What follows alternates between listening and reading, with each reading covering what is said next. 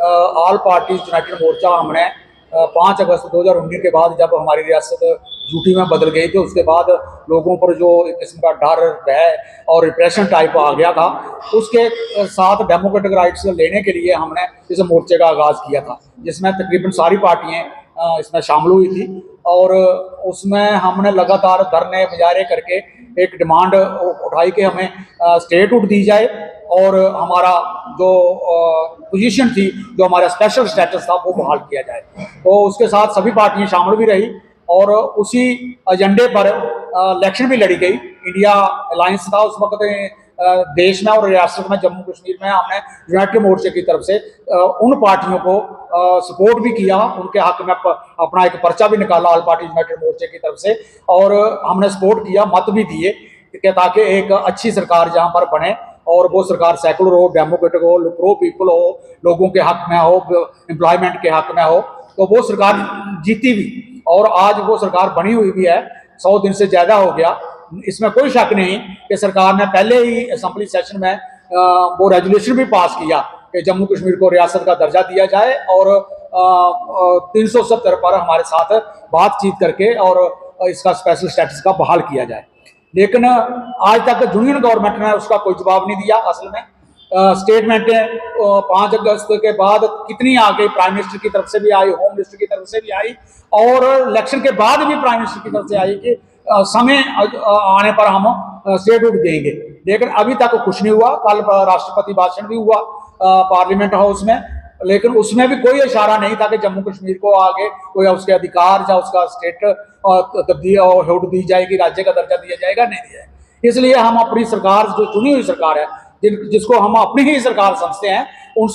उसी से हमने गिला भी करना है, उसी से हमने एतराज भी करने हैं कि उनके हमने मत भी दिया है और वो सरकार भी हमारी है। इस सरकार ने जिन्होंने तो हमारे साथ धोखा किया, उनसे तो हमें एतराज ही एतराज है कि वो तो कुछ ना लड़ेंगे जम्मू में और ना जम्मू वालों को कोई हक दिलवाएंगे। लेकिन जो सरकार बनी हुई है, जो जुली मुली सरकार है, जिसको तकरीबन सारी डेमोक्रेटिक, सेकुलर और प्रोग्रेसिव लोग जो है वो सपोर्ट कर रहे हैं, जिसमें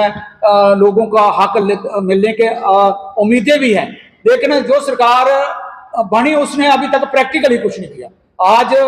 सब हर तरफ से आवाज आ रही है, लोग मायूस होकर बैठे हैं, चाहे वो ट्रांसपोर्टर्स हैं, चाहे वो टैक्सी ड्राइवर्स हैं, चाहे वो दुकानदार हैं, चाहे वो अनएम्प्लॉयड हैं, बेरोजगार हैं, चाहे वो डेली वेजर हैं, चाहे वो आशा वर्कर्स हैं, चाहे किसान हैं, चाहे हमारी माइनिंग लूटी जा रही है, जहाँ ठेकेदार आ रहे हैं, जहाँ पर ठेकेदार अपनी मर्जी से जहाँ काम कर रहे हैं और जहाँ से रोजगार भी अपनी मर्जी से दे रहे हैं, जहाँ लोगों को कुछ नहीं मिल रहा है। इसलिए हम सरकार से जो पुरजोर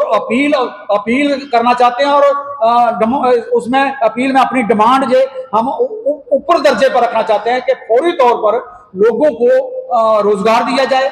और जो करप्शन हुई है पिछले 5-7 सालों में गवर्नर रूलों में और लेफ्टिनेंट गवर्नर रूल में, जिसमें कई बार भर्ती हुई और भर्ती पकड़ी गई और उस पर एतराजात निकले और सेक्रेटरियों की आपस में बहसें हुई और एक सेक्रेटरी तो जहां से निकाला गया, परमार साहब जो उस वक्त पीएचई जल जीवन मिशन का चीफ सेक्रेटरी था, उसने इल्जाम लगाया था कि जहां हजारों करोड़ रुपए की पाइप जो है वो गलत खरीदनी चाहिए थी, जीआई पाइप, और खरीदी गई रबड़ की पाइप, और उस पर पंचों सरपंचों ने भी शोर मचाया कि ये तो लोग काट कर ही ले जाते हैं। उस पर कोई इंक्वायरी नहीं हुई। उस सेक्रेटरी को जहां से जाना पड़ा, उसने इल्जाम भी लगाया कि मुझे गलत समझकर जहां से बाहर निकाला गया है। और ये बातें जो है, आज भी ऐसा लग रहा है कि सेक्रेटरीट के अंदर आज भी 2 किस्म की सरकारें चल रही है, एक यूनियन गवर्नमेंट की सरकार चल रही है, एक राज्य यूटी की सरकार चल रही है। इसलिए इन हालात में लोगों को सबसे बड़ी तकलीफ है, बड़ी परेशानी है, लोगों के काम नहीं हो रहे हैं। हम इस सरकार से जो अपील करना चाह रहे हैं कि इसको फौरी दर्जे पर कोई या तो कमीशन बैठाया जाए ताकि हमें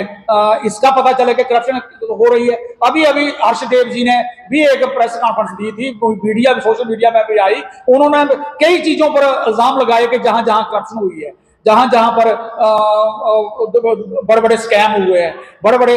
लोगों ने लूट मार की हुई है। लेकिन हम उस सब की एक एक करके डिमांड नहीं करना चाह रहे हैं। हम ये कह रहे हैं कि एक इंक्वायरी कमीशन बनाया जाए, जिन जिन डिपार्टमेंटों में ब्यूरोक्रेसी ने धांधलियां मचाई हुई थी, करप्शन की हुई थी, भ्रष्टाचार किया, वो लोगों के सामने आए। एक अकेले के लिए नहीं पता चलेगा। और दूसरा, हम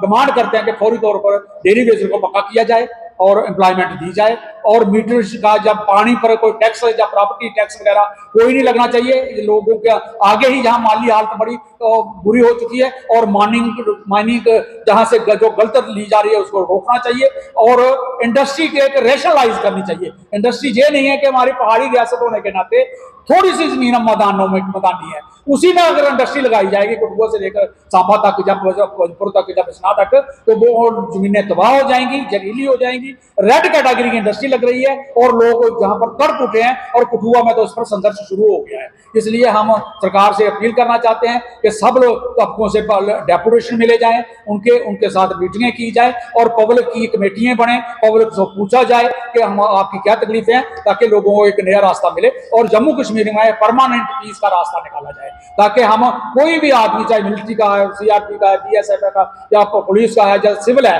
तो हम कोई भी आदमी जो मरता है वो दुख होता है, कोई नहीं मरना चाहिए। तभी हम समझेंगे कि डबल जहां पर पूरे पीस हो चुका है। धन्यवाद, शुक्रिया।